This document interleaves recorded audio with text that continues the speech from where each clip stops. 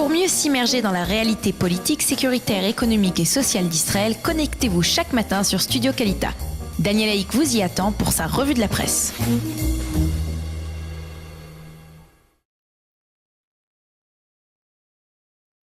Eh bien, comme je vous le disais, il est 8h40 sur studiokalita.com. C'est l'heure de la revue de la presse et des médias israéliens de ce jeudi matin. Dans quelques instants, la revue de la presse et des médias israéliens, que nous allons débuter avec le Israël Hayom qui cite en manchette des responsables israéliens de la sécurité qui accusent formellement Mahmoud Abbas d'être l'élément incitateur dans la crise du mont du Temple. Voici le titre en hébreu, Abu Mazen ou Me'achorei ha'asata urotze le'avir et hashetar. Mahmoud Abbas est donc l'incitateur de la violence. Il veut embraser le terrain. Pour la première fois, ces responsables israéliens confirment que la coopération sécuritaire entre Israël et les Palestiniens a réellement été suspendue. Il faut rappeler qu'en début de semaine, on affirmait qu'il ne s'agissait que d'une suspension factice et que en coulisses, eh bien, elle se poursuivait, cette coopération.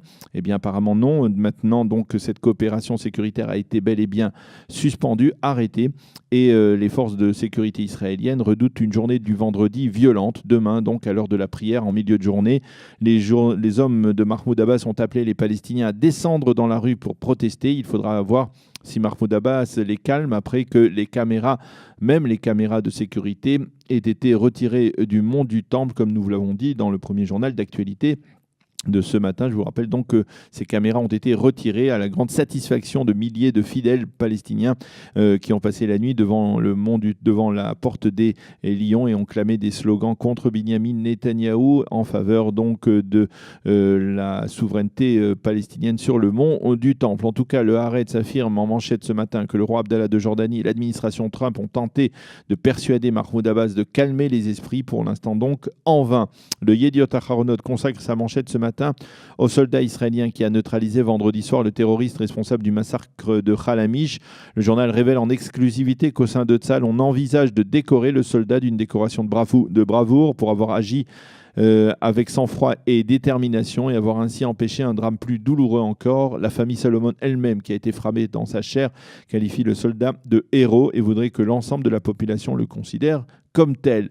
Et en marge, dans le Yediot Aharonot, l'information émotion, nous pourrions dire, donc de cette matinée, qui est liée elle aussi au massacre de Khalamish, 4 jours après avoir accompagné son mari Yosef Salomon et 2 de ses enfants, Chaya et Elad Zichronam Livracha, vers leur dernière demeure. Tova Salomon, qui elle-même a été sérieusement blessée par le terroriste vendredi dernier, assistera aujourd'hui à la Brit Mila de son petit-fils. Et le journal nous montre une photo de Tova, son fils Shmuel et sa belle-fille Chen, ainsi que leur nouveau-né, celui donc dont on fera la Brit Mila aujourd'hui, ainsi que Michal, la courageuse Michal, qui a survécu au drame en protégeant ses enfants, qui est la veuve d'Elad Salomon. Brit Damim titre ce matin le Yediot Aharonot, l'alliance du sang, à l'occasion donc de cette Brit Mila qui devrait susciter une vague d'émotion en Israël aujourd'hui. Le site NRG annonce que même les caméras de sécurité donc, qui avaient été déployées à l'extérieur du mont du Temple pour surveiller des agissements de terroristes potentiels ont été démontées dans le courant de la nuit, de telle sorte que le gouvernement israélien s'est plié jusqu'au bout aux exigences des Palestiniens et du Waqf. Il n'y a plus aujourd'hui le moindre signe de protection parmi ceux qui ont été installés peu après l'attentat commis sur le mont du Temple il y a 2 semaines par 3 terroristes arabes israéliens. Toujours à propos de la tension sur le mont du Temple, le site Énergie cite Binyamin Netanyahou qui a fait savoir son intention d'interdire à Al Jazeera, la chaîne qatari, de continuer à diffuser des reportages à partir d'Israël. Monsieur Netanyahou accuse cette chaîne d'inciter les Arabes israéliens à la haine contre l'État d'Israël. Et Binyamin Netanyahou a déclaré que si la justice ne lui permettait pas d'expulser Al Jazeera, eh bien alors il initiera un projet de loi en ce sens à la Knesset.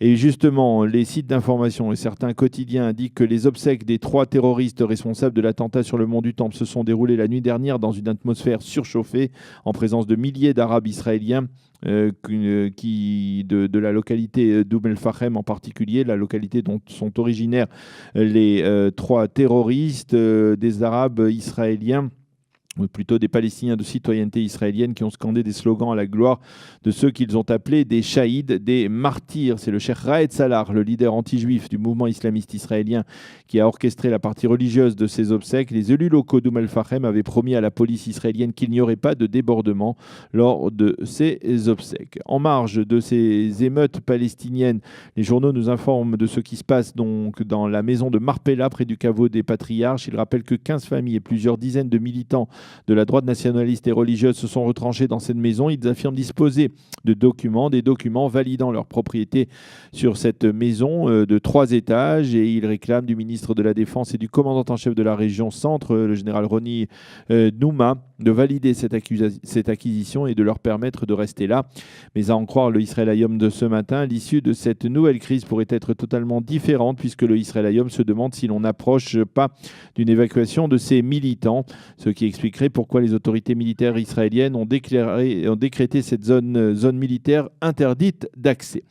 Le Yediot Aharonot, lui, relate l'historique de cette maison de Marpella depuis le 29 mars 2012, date à laquelle, pour la première fois, les militants avaient pris possession de cette maison avant d'être, quelques jours plus tard, évacués. Selon le Yediot Aharonot, le compromis qui se dessine actuellement serait d'évacuer la majorité des militants et de n'en laisser sur place qu'une délégation symbolique.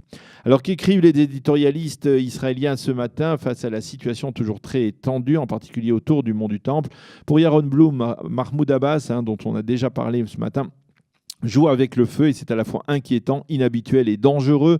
Yaron Blum est d'expliquer que Abbas a décidé de se comporter ainsi pour tenter de sauver son statut qui est au plus bas dans la rue palestinienne. Une reporter franco-tunisienne que nous avons rencontrée avant-hier près de la Porte des Lions m'avait déclaré que dans la rue palestinienne on appelait Mahmoud Abbas la savate. Dans le Yediot Aharonot, Shlomo Pietrokowski se penche aussi sur Mahmoud Abbas et sur le double jeu que le Raïs palestinien est en train de jouer. Il est temps de rappeler qu'Abbas et l'autorité palestinienne survivent uniquement grâce à la coopération sécuritaire avec Israël. Sans le support sécuritaire que Tsahal lui offre, Abbas et l'autorité palestinienne auraient connu le même sort que l'autorité palestinienne à Gaza il y a 10 ans, affirme donc Shlomo Pietrokowski dans le Yediot Aharonot. Dans le Yediot, toujours, Orly Azoulay, la correspondante du journal aux États-Unis, estime, face à ce qui se passe autour du mont du Temple, que le fameux deal dont nous parle l'administration Trump depuis plusieurs mois est en train de s'éloigner, le deal d'un règlement du conflit israélo-palestinien. De facto, après avoir fait grimper la bourse aux espoirs, après avoir promis de réussir là où tant d'autres ont échoué, Donald Trump et son administration se sont rétractés. Le Moyen-Orient ne les séduit plus et ils se contentent de régler un conflit ponctuellement, comme la crise entre Israël et la Jordanie autour de l'agent de sécurité de l'ambassade d'Israël à Amman. Ariela Ringel-Hoffman commente et analyse l'affaire de la maison de Hebron. Pour elle, Israël reste malgré tout un État de droit, et Hebron, écrit-elle, ce n'est pas le Far West où une centaine de militants peuvent faire ce que bon leur semble, car l'utilisation de la force pour faire valoir des arguments est une mauvaise solution. Une solution à court terme, comme on a pu le constater dans le dossier du Mont du Temple. Fin de citation. D'autres titres importants ce matin dans la presse et les médias et les sites d'information israéliens. Les journaux reviennent sur le débat à la Knesset sur le vote en première lecture du projet de loi sur la nationalité. L'opposition a mis en garde contre des risques d'apartheid en Israël. Yitzhak Herzog, le leader de l'opposition, a qualifié cette loi d'exemple classique de fascisme. Les quotidiens nous relatent l'épilogue d'une affaire de mœurs qui avait secoué il y a 2 ans le secteur sioniste religieux en Israël. Le Rav Ezra Sheinberg a été condamné hier par la justice pour avoir commis des attouchements sexuels sur 8 femmes. Sheinberg a reconnu les faits dans le cadre d'un marché qui devrait lui permettre de bénéficier d'une réduction de peine. On sait que dans le cadre de ce marché, le parquet réclamera 8 années de détention pour ce rabbin qui était extrêmement apprécié et très charismatique jusqu'aux révélations, bien entendu, le concernant.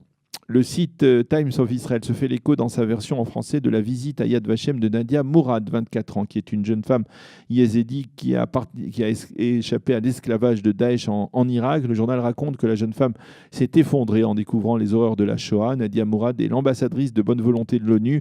Elle est candidate pour le prix Nobel de la paix. Elle a exprimé le souhait que son peuple crée lui aussi un musée semblable au Yad Vashem pour relater les atrocités dont il a été victime. Et puis le site Voilà revient sur la série La Promise, une série à Muftachat, c'est le terme en hébreu, diffusée depuis plusieurs semaines sur la chaîne Yes, Docu, une des séries qui relate les difficultés d'intégration de plusieurs familles de Olim de France. Les commentateurs du site Voilà vantent la qualité de cette série produite par Anat Schwartz et ils affirment que le mérite de cette série est de balayer les stéréotypes des Israéliens envers les Olim de France, tous riches, tous bronzés, etc. Et elle raconte les histoires d'Olim qui viennent de milieux sociaux plus modestes, qui n'ont pas de moyens pour s'acheter un appartement en bord de mer à Tel Aviv et qui découvrent qu'Israël n'est pas vraiment le paradis social qu'ils avaient eu en France, qu'ils connaissaient en France et dont ils avaient rêvé aussi ici en Israël. Puis nous terminerons cette revue de la presse par une victoire en football, en élimination de la Coupe des champions de la Champions League.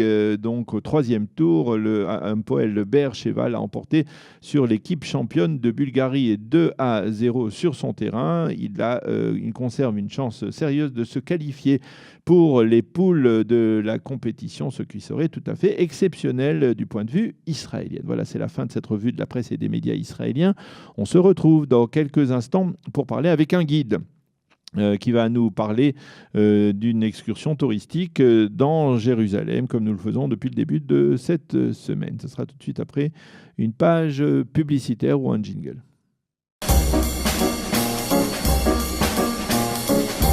Pour mieux s'immerger dans la réalité politique, sécuritaire, économique et sociale d'Israël, connectez-vous chaque matin sur Studio Kalita. Daniel Haïk vous y attend pour sa revue de la presse.